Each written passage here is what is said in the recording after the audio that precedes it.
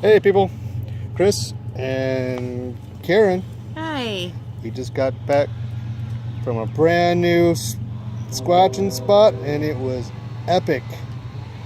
Yeah, it was pretty awesome. Bends, breaks, more footprints than we've ever encountered before and ever Yeah. put together. It was crazy. Seriously, I have never seen that many footprints in all the squatching that I've done. It was crazy. I mean, you could actually see in this one footprint how, how your toes have spaces in between. You could actually see the mud popping up in between every single toe mark. Yeah, that was amazing. That was really cool. And one we were looking at, and I put my hand down, woo, just like that, and it was a handprint. It was like from a juvenile, because my hand, it was a little bit bigger than my hand, but my fingers went right into the finger It did. slots. It was really cool.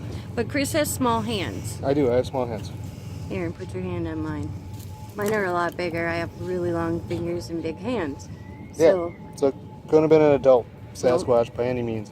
But I just slid my fingers. It was almost a perfect match, just a little bit bigger than my hand, but still, Twinkle was not there, but she wanted to chime in. So it was, yeah, it was.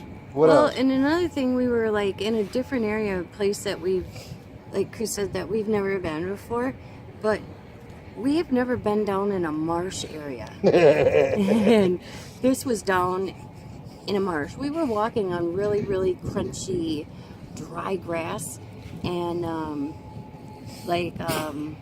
almost in like a floodplain area. It was a floodplain. Yeah, and so didn't think we'd really see much, which we didn't right there, but we kept walking past that point, and then it got a little bit drier, but the ground was still moist, and that's where we saw, like, oh my gosh, tons of footprints. I've never seen that many footprints, and it actually looked like there was a perimeter around this area where the footprints were. Oh, that's true. Yeah, now you mention it. Yeah, that's why I said it looks like there's only one way out. One or two. There was two ways. There was one clearing, and then there was that other one, like right behind that little shelter or whatever. Yeah, things were funneled in, and and that blind you found. Right. That was cool, and it was marked by a bend. Yep. Right, perfect spot to be watching people. Well, and the field out probably how far?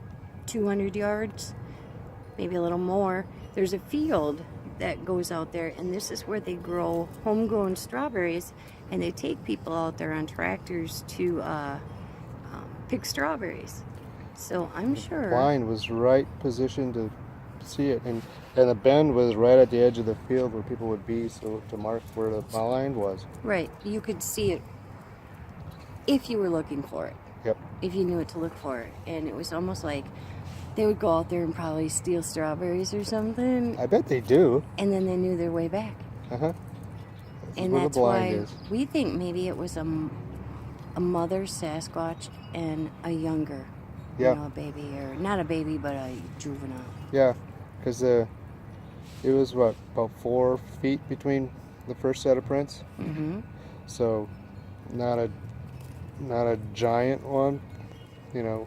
Generally consensus that females are generally smaller. But then the big footprints that we found they were stepping on branches across, and they were crushed. Mm-hmm. I that mean, was cool. Completely crushed. So I hope, we took some video. I hope the video does a little bit of justice, because, they weren't like stepping in mud, so perfect, passable tracks. Right. These were more, when you're looking for them, you could see them, but but just to have, I think I said this probably a bunch of times in the videos, that just to make any kind of indentation in that stuff, lasting indentations, especially, you had to have been heavy. Well, and we even Because tried. I was stomping really hard, and I couldn't bear. You could see where I stomped, but that was about it. I mean, no indentation in the ground. Right. Just the grass was beat down. Well, and then the grass kind of just started coming back Whoop. up. Yeah, so something huge Yep, it definitely was. and heavy. And then in another spot up further, we saw a bigger footprint Oh yeah. that actually went down probably, I'd say, almost, what? Didn't we say almost like an inch? Almost at least half an inch, but In the probably an ground. inch. I don't know. And you could see the in-between of the toes. Oh, yeah. It was huge. It was the biggest I've ever seen. That was cool. So cool. So that was fun. So hopefully, in that one we couldn't even get a picture or anything on video on because we were on our way back and we had all our stuff put away and we were in the middle of a marsh up to our knees in water and mud. We got turned around. I'm gonna blame the Squatch for messing with our minds, but truth is probably that we just didn't know where we were. Oh, well, we're we safe. knew where we were. Yeah, it was just trying to get back to where we wanted to be. Exactly. Yeah. Because the river was on the left. We knew the field was on the right. But Yeah. the in-between is the part. We got back. I washed the shoes. Everything's all right. Oh, no, it was like I said, hey, let's take a hike. Come on, we'll have fun. It'll be awesome. Yeah. What could possibly happen?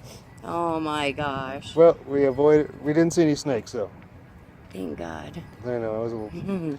I didn't say it, but I was a little worried. I told you that. I said I'm so scared that there's going to be snakes right here because I'm serious. It was so marshy. And we were like up to our mid-calves in mud and water and grass. Yeah, it was kind of sketchy, but, that's squatching. Right.